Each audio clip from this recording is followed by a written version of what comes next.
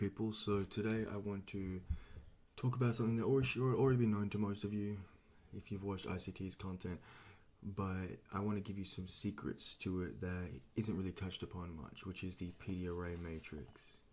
Okay, so we can see from a discount and a premium, and these the arrays that we are looking within those ranges. This order isn't just random, which I'll explain, okay?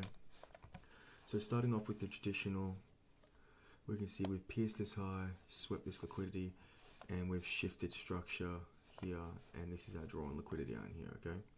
So we measure this range high to this range low, and we find the equilibrium point, which is here. So anything below here is a discount, and anything above here is in a premium. So when we're here and we're retracing above equilibrium for POI purposes, we're looking for this order of operations: mitigation block or breaker block.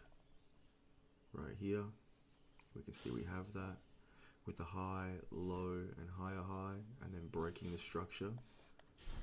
Then follows a liquidity void, a fair value gap. We have this little volume imbalance here and this fair value gap. Then a bearish order block. We have these two up close candles here.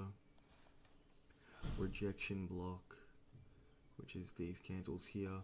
Also could be these candles here, but just that's some more advanced teaching that I will speak on in the future. Just for simplistic sakes, throughout this I'll be teaching with this as the rejection block, and then the old high or low. We've got the old high here. So then we can see here in the next slide, once we trade above equilibrium, we trade up into this breaker here, and then into this fair value gap and these order blocks. Now this is just a bit of a side note here, but this is a quote from Michael J. Hudson, ICT: 3 PD arrays and your ass is next. So as we've gone above equilibrium, we can see that we've touched 1, the breaker block, 2, the fair value gap, and 3, the order block. If this order block was broken, like, we don't want to see it go to the rejection block here. A rejection block would be invalidation because we've already hit 3 PD arrays, okay? I hope that makes sense. I'll touch more on that in the future anyway. Now onto the next slide, we can see this is our previous range with high, low, and that retracement into the premium arrays up here. And now we then expanded lower from here to here. We've got this whole range, but I'm just measuring this range here, as this is where we've got an intermediate term high. So this high to this low, we've got our equilibrium point here, and we retrace up into 1 breaker, or mitigation block this would be, fair value gap, and order block. So again, this is where we don't want to see us trade up into the rejection block. We don't want to see the 4th PD array in this sequence here be reached, otherwise that would invalidate our trade. So this was our previous range, high, low, and then retracement above equilibrium, and then we expanded from here to here, and I'm again using this most recent swing high that swept this liquidity from high to low. Equilibrium point is here. We come up into this breaker, arguably mitigation block here, but breaker here, into this fair value gap, and again into this order block, not wanting to see us reach up into the rejection block here. And then we can see that we just slam from here below our sell side, and the objective is met, and the market maker sell model is complete. Now this is where it gets interesting. This is the real secrets, if you want to call it that, of the PDA matrix that isn't mentioned enough, in my opinion. And as I just mentioned, market maker models, this is something that really helped me identify the formation of market maker models, as a lot of this is teaching, is leading up to teaching market maker models. So this is a big part of it, in my opinion. Now we can flip this.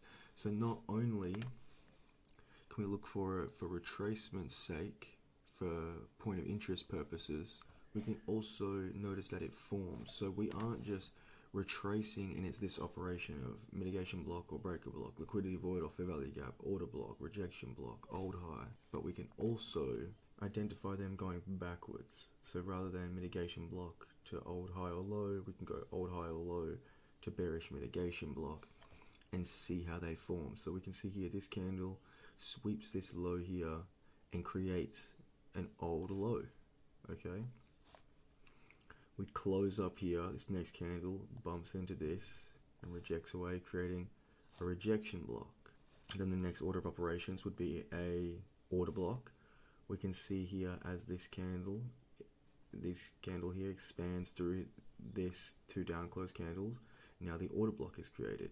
This next candle closes and leaves this gap, which is the next order of operations. Okay, there's no liquidity void, and then as we expand from this gap and trade above here, we are creating the breaker.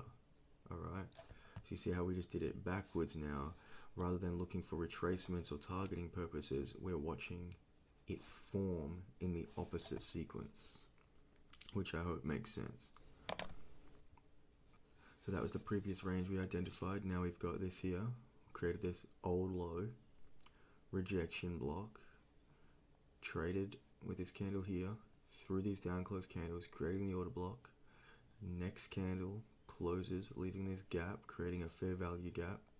And we have traded above this high from low, high, higher low, and then breaking the structure to make a mitigation block. And then as we expand, we can go back to the traditional way of once we start retracing, we can identify low to high, find our equilibrium point, and then as we retrace, we can identify mitigation block, liquidity void, order block. All right. Now in this example, we have a market maker sell model where we've got the buy side of the curve.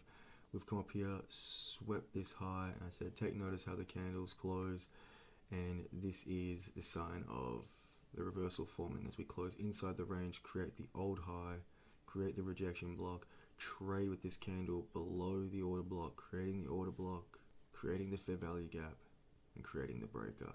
Okay, always in that same sequence. All right. Then we can see here we react from these levels, trade below equilibrium, below the sell side, and then we reverse. Then continuing on, we sweep this buy side, create this high, create the rejection block, reject off the rejection block, trade below these down closed candles, creating the order block, creating the fair value gap, and creating the breaker. So always really same thing over and over on repeat, okay? Same sequence of events. It doesn't just go one way, but it also forms the other way, all right? Which I think is very important to know. As I said, I don't think enough people really touch on this, and I think it's quite crucial information for identifying how a market maker model forms, not just how to enter and use it for targeting purposes, etc.